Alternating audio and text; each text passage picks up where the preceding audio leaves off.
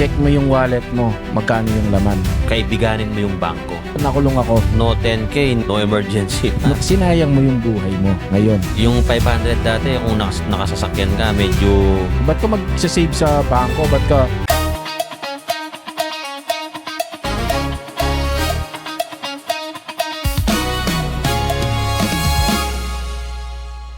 At tayo nagbabalik sa Chai Talks. At Alright. ang pag-uusapan natin par yung matagal nating mga pinag-aaralan somehow at napag-aaralan sa mga networking no. Usually kasi sa mga networking mindset, pera, yung mga ganun no. At isa sa mga hindi ko pinapansin noon, tumatak sa isipan ko yung sinabi nung speaker Nasa ano na ako noon, medyo nasa 30 plus. Sabi niya, check mo yung wallet mo, magkano yung laman. Na-realize ko, wala doon ako naka-realize no. Medyo mabigat yung sinabi niya na check mo, sabi niya, tapos isipin mo kung ilang taon ka na sa mundo. May 1,000 ba diyan, sabi niya.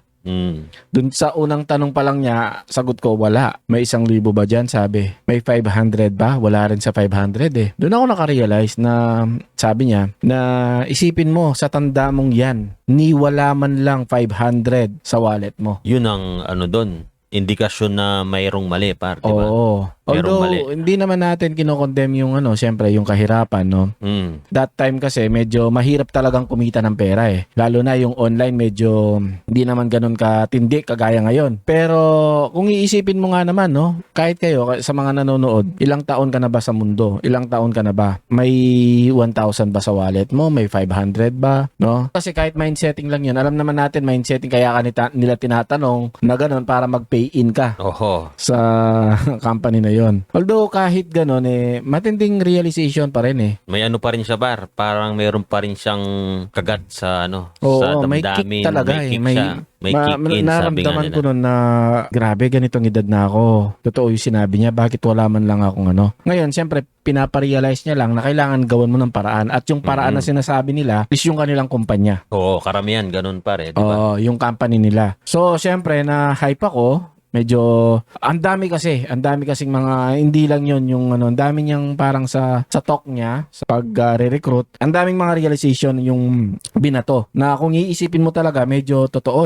no? Kinompute niya yung kinompute niya yung sahod, no? Magkano ba yung sahod mo? Yung usually yung ginagawa nila, ko-compute nila yung sahod mo, tapos ko-compute nila yung gastos mo, makikita mo, walang matitira. Kasing negative pa kung minsan, par, di ba? Negative. Kasi, kung sumasakto ka lang, what if may biglang emergency? Hindi lang emergency, what if biglang kinuha kang ninong? Yung mga diba? ganung biglaan.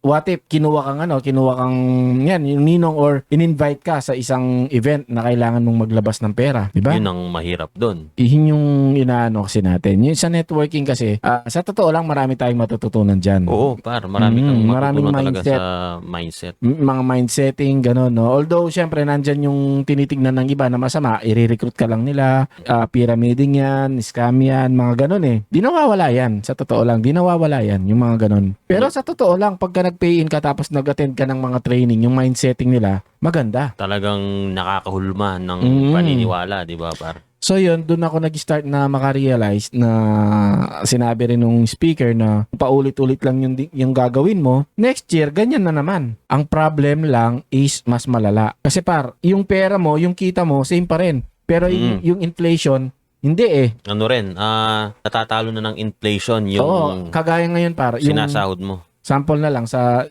yung dating 500 mo na nabibili, ilang litro ng gasolina. Diba? Marami na yun. Marami na yun. Pero ngayon lang, nagtaas ng gasolina, nagtaas ng presyo. Yung 500 mo, yung dating nabibili ng 500 mo, ay hindi na pwede ngayon. Yung 500 dati, kung nakasasakyan ka, medyo mahaba-haba ng gala yun. Ngayon, wala na. Ngayon, nabawasan yung pinaka-power nung O nga naman, kung isi-save mo lang, hindi ka nag-i-invest, di ka naghahanap ng ibang journey or mga ventures. Nasa bangko lang yan, no? Kasi yung 1 million mo sa bangko, kunwari, no? Last year, kung mabibili ng 1 million mo, madami last year. Next year, nababawasan yan. Totoo yun, bibigyan ka ng interest, pero yung interest na ibibigay nila, katiting lang. Imagine yung interest, kapag nag-loan ka, ang interest nasa mga 6% per annum. Pag loan, Pero pag ikaw yung nag-ano sa kanila, nag-time deposit o nag-deposit man, ano lang ata, 0.45, parang ganun. Ang galing ng bangko talaga pare. Ang galing ng ano nila, settings nila, no? Nagdi-deposit ka doon, yung pera mo gagamitin nila pampaikot. Oo, pampaikot. Tapos sila kumikita ng malaki tapos bibigyan ka lang ng small percentage, no? Although syempre yun yung pinaka-safe na paglalagyan natin ng pera, no? Nasa bangko kasi masunog man yung bangko, may insurance yan eh. No, yung PDIC yata or something na ganon. 500K par. Ngayon par 1M na. 1M na, no? Tumaas na, no? So, masunog man, mangyari, meron kang insurance. Unlike sa bahay, pagka nasunog yung bahay mo, nasunog yung pera, wala na. No, yun yung tanong. Ang problem, iniisip mo ba na magkaroon ng bank account? Kasi yan na yung simula ng ano pare. Diyan nag-start yung financial ano mo eh. Financial journey pa. Oo, kasi kung nabubuhay ka lang na papasok yung pera, lalabas yung pera, papasok yung pera, lalabas yung pera, sinayang mo yung buhay mo. Sabi nga nila par, kaibiganin mo yung bangko. Dapat siya, yung best friend mo siya, yung kung kumuha ka man ng credit card, dapat hindi mo siya mapapabayaan. Kung may loan ka man, dapat mabayaran. Kasi par, yun talaga yung totoong pera na gagamitin mo, yung nasa bangko eh. Yung ganun daw, yan sabi yung nila. yun yung na-realize ko sa dati kasi against din ako eh. Ba't ka mag-save sa bangko? Ba't ka ganun? Hindi naman minsan kasi maganda rin yung interest. Ako dati par, legit ito. Malaking pressure sa akin yung wala akong SSS, wala akong PhilHealth dati. No, kailangan yan kasi malaki naman talaga yung naitutulong ng PhilHealth. Pero yung SSS, nagwo-worry ako kasi balang araw baka tumanda ako, wala akong pension. Which is yung pension mo naman na ibibigay is galing din naman talaga sa iyo yun. Kung Galing isipin. sa iyo, no? Malaking malaking natatakot ako kasi wala akong SSS, iyan lang yung tinitignan ko na na pag may nangyari sa akin. Nandun na lang parang yun na lang yung inaasahan ko. Ako doon, nakulong ako. Kailangan ko ng PhilHealth para pag may nangyari sa akin ay may makakatulong. Naghahanap ako ng makakatulong na gano'n, no? Yung mga insurance. Mga insurance, gano'n. Oo, naghahanap ako ng mapipiga ko pag may nangyari sa akin. Ang problem is na-stack up ako doon. Hindi na ako naghanap ng paraan na pinaka-solid na makakatulong sa akin is walang iba kundi talaga. Syempre, maliban sa taas, ako, yung sarili ko, yung sariling laman ng account ko. Like, in an instant, dinala ka sa hospital. Ngayon pa naman, pagka dinala mo yung tao sa hospital, kailangan ng deposit. Lalo na pagka ganon. No 10K, no emergency. Paano mo hugutin yung yung sa nasa insurance nga? Hindi ko sinasabing mali yung insurance. Maganda yan. Lalo na kung maganda ba pag magagamit mo? Hindi, no? Parang hindi rin, no? Yung safety lang, tipong for safety. Just lang. in case, no? Just in case na may mangyari sa'yo, may tatakbuhan ka kaysa sa wala. Isa sa wala. Pero kung meron kang option, kung may magagawa ka naman, like pwede kang humataw, mag-ipon ka para sa emergency funds ko. Pagka in an instant, dinala ko sa hospital, hindi kailangan na yung mga kamag-anak ko, yung asawa ko ay naghahanap pa ng mahihiraman para lang i-admit ako. Tama, oo. Dapat meron kang gawin na gano'n na ito para sa in case of emergency, meron kang emergency funds. No? Hindi naman sa inaano mo yun. Hindi lang naman yung pagka may emergency funds ka, hindi naman ibig sabihin sa hospital yun eh.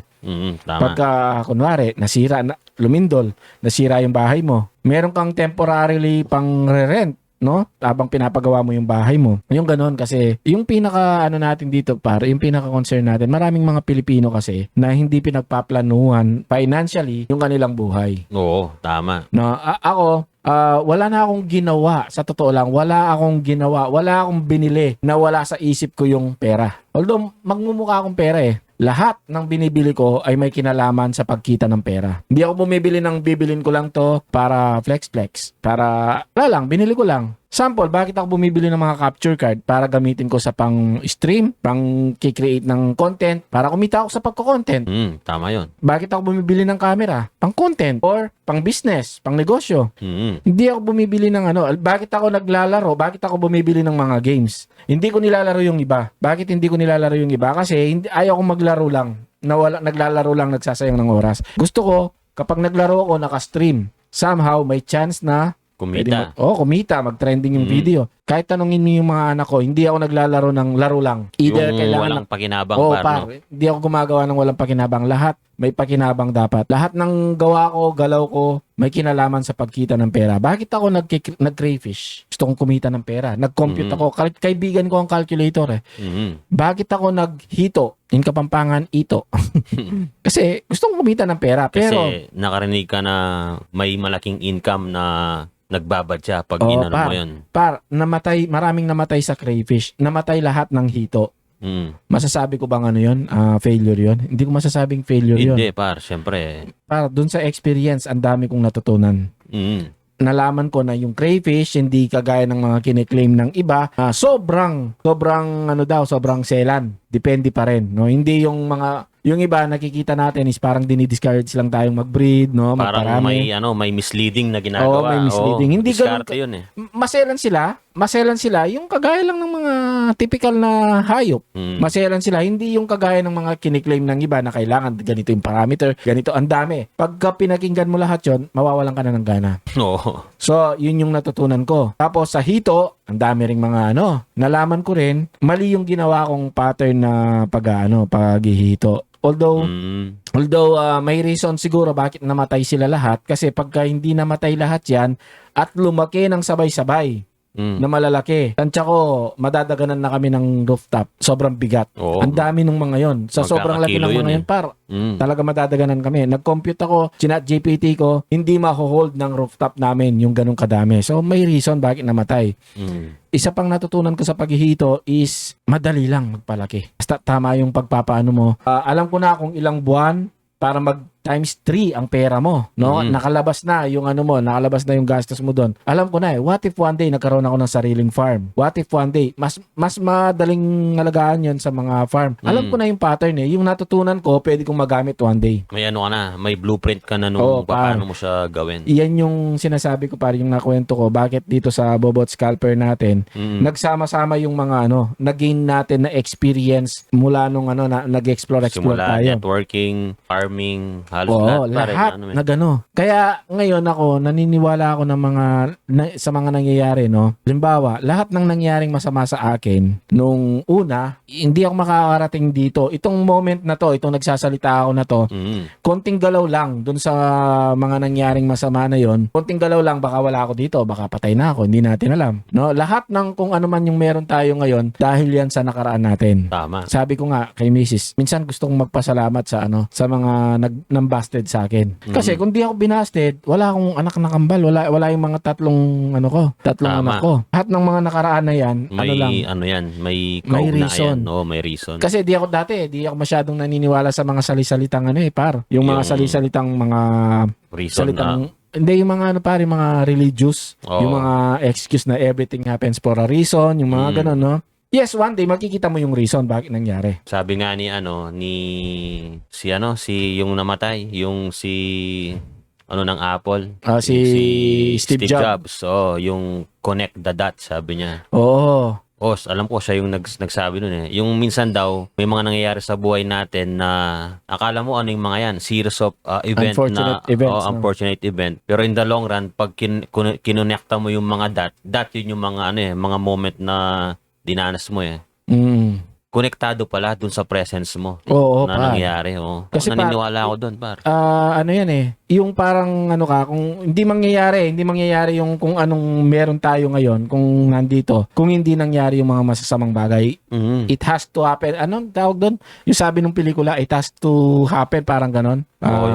It has to be. Sabi niya, kailangan mangyari talaga yan. May napanood akong pelikula, kailangan mangyari yung masamang bagay na yan. Kailangan mangyari. Kagaya sa natin, sa biblical, kay Jesus. Lahat na nangyari kay Jesus, dapat talagang mangyari yun, di ba? Sample na lang ako. Simpleng debate dati, no? Sinasabi nila na wala naman siyang sinabing Diyos ako, sabi sa Bible. Wala naman sinabing I am God, no? Parang hindi ko ginamitan ng Bible verse. Ginamitan ko na lang ng logic. Sinabi ko na lang, bakit ba pag sinabi niya bang I am God, may maniniwala pa ba sa kanya? Susunod ba yung mga apostle sa kanya?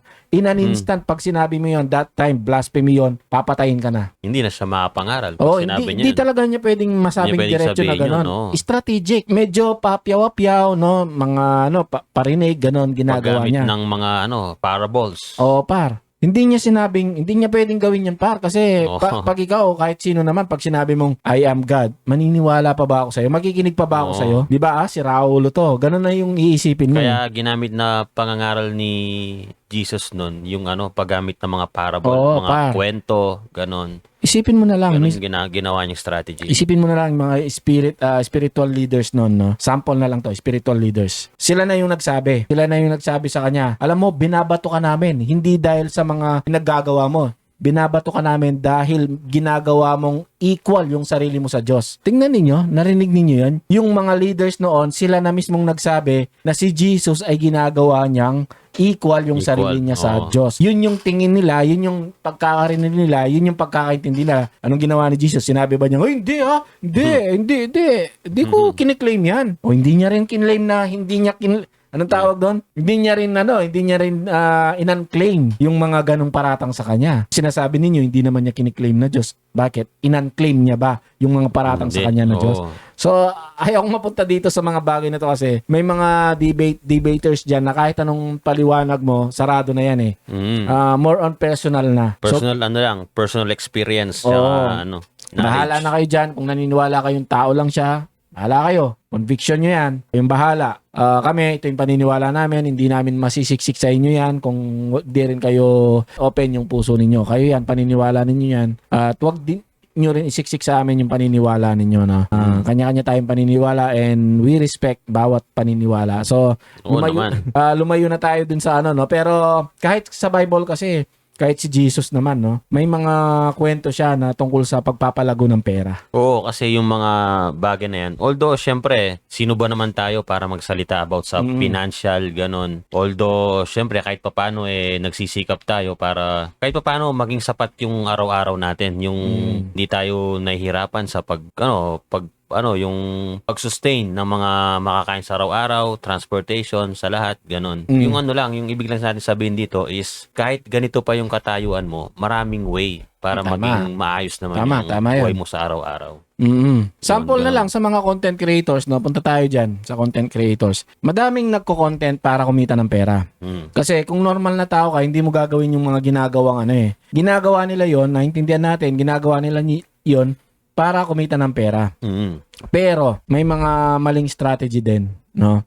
Kagaya ng mga meron tayong nakikita na tinataya nila yung buhay nila para kumita lang ng pera. Tapos ang makikita mo, nasa 300 views, 1 million views, wala man lang 50 pesos. 17M views par, lang. Oo. Wala man yatang piso par, wala mang $1 yung grabe. nakita ko nung minsan. Ganon, no? Tapos yung iba, construction worker, bumanat, may kita at least maghapon. Pero ikaw na tinaya mo yung buhay mo na umakyat sa mga tore-tore, di natin alam, no? Kung ano yung tinataya, walang kita. Bakit? Hindi naman namin hindi naman namin ginagawang katatawanan yung nangyari sa iyo. In fact, meron kaming suggestion para sa inyo.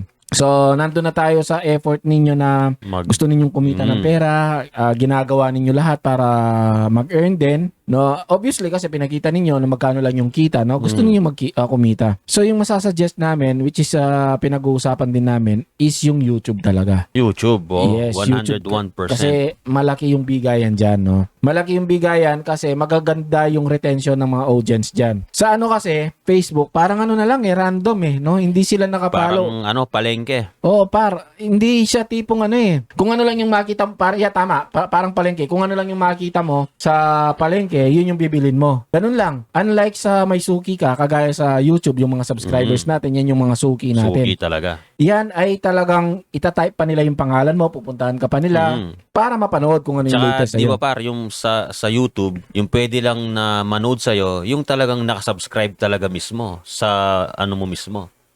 Sa YouTube talaga mismo, di ba? Pero nakakanood din yung kahit hindi nakasubscribe par. Nakakanood din. Yun lang, yung mga nakasubscribe kasi may mga option sila na i-click yung notification bell para pagka may content ka, may notification. No-notify sa kanila, Tsaka maganda yung bigayan sa ano talaga sa YouTube compare sa Facebook, Tsaka sa yung TikTok. kapag nag-like sa'yo at saka talagang dapat verified yung account niya, di ba? Yung kunyari, May bilang lahat nag-follow yan. siya sa'yo, di ba? May Tsaka, bilang lahat yan, yung mga bilang sila. ginagawa nila. May bilang lahat yan. So, ayun, yung sinasabi ko, no, ngayong panahon na to, wala tayong excuse para hindi kumita ng extra money. Ang nangyayari ngayon kasi, tumaas yung inflation, no? Bilihin, tapos yung gasolina, sunod-sunod na yan, tataas na lahat. Ang magiging problem sa mga Pilipino, madalas, no? Tumaas yung mga presyo, ang gagawin nila, sila yung mag-a-adjust. Anong gagawin nila? Magtitipid. Which is okay kung wala kang maisip na paraan eh. Pero ang tamang mindset dyan, taasan mo din yung income mo. Gumawa ka ng paraan. Damihan mo yung hassle, par. Oo. Hindi ka magtipid. Walang masama doon sa pagtitipid, pero wag ka mag-i-stop doon. Nagtitipid ka lang, in-adjust mo yung buhay mo para sa nangyaring inflation. I-adjust mo rin yung pagkita mo ng pera. Gumawa ka ng paraan online. Ang daming pwedeng matutunan online para kumita tayo ng pera. Madami dyan, mga daming side hustle dyan na pwede tayong kumita. Huwag mong i-adjust yung sarili mo sa nangyayari ngayon. I-adjust mo yung kita mo. I-adjust mo yan. Huwag mong isiksik yung kung anong meron ka, no? Huwag mong gawing lawakan mo yung lagayan mo. Huwag mong gawing dahilan yung mga yan, pagtaas para, yung alam mo, yung para dramahan mo yung daily mo, ganon. Yung, hindi mataas kasi yung gas ngayon, mga ganito, ganyan. Although, hanapin yung solution, may mga way talaga na pwede tayong magtipid, no? Like yung gas. Like yung mga nagmumotor, no? Kung dating hindi ka nag-free wheel, try mo. Madaming matitipid mo. Ako kanina, naka 6 kilometers ako natipid, no? Kaka-free wheel. Tinest ko lang kung ilan yung matitipid ko. Kasi basta nandun ka na sa bandang Fuji Plastic. Basta wala kang kasunod, banatan mo doon hanggang friendship na yon. Oo, no? Wala nang wala nang gas. Although nasa 60 ka pa rin, no? Yun naman yung 60, 50 kung kahit yung mo takbo mo. tapakan, umaandar pa rin kasi umaandar automatic pa rin. naman. Parang ang gumagana na lang yung aircon nun. Oo, matic naman. Freewheeling actually sa although illegal to siguro sa sa NLEX kasi babagal ka, no? Pwede mong gawin yun eh. Banatan mo tapos neutral, pwede mong gawin yun. Ang laki ng natipid ko, sinample ko lang, no? 6 kilometers. Huwag lang siguro sa masyadong pag maraming pababa. Oo, kasi yun, masyadong pababa. Pwede mo naman wala kang control nun eh. Sabagay, preno mo na lang nun. Ayun, may mga ways tayo para makatipid, pero may mga dapat meron din tayong ways para madagdagan yung income natin. Hindi tayo pwedeng mag-stop lang sa ganyan. Pagka nag-stop tayo, malulunod tayo. Tama. No? So, yan lang yung sa amin, no? Parang lang to. Parang tune-up lang, ganon. Tune-up po. Lalo na kung napapansin ninyo, bago yung natin, no? Bago yung kulay ng damit ko, baka di nyo na ako makita. Oo, di ba? So, medyo improving tayo at marami pang mangyayari dito sa At abangan niyo yung bagong channel natin na Kapampangan, no? Mga podcasters ng mga Kapampangan, no? Gagawa natin ng channel yan at makikita niyo na rin dito. So, I think yun lang sa ngayon at maraming salamat and God bless mga tol. Chai Talks.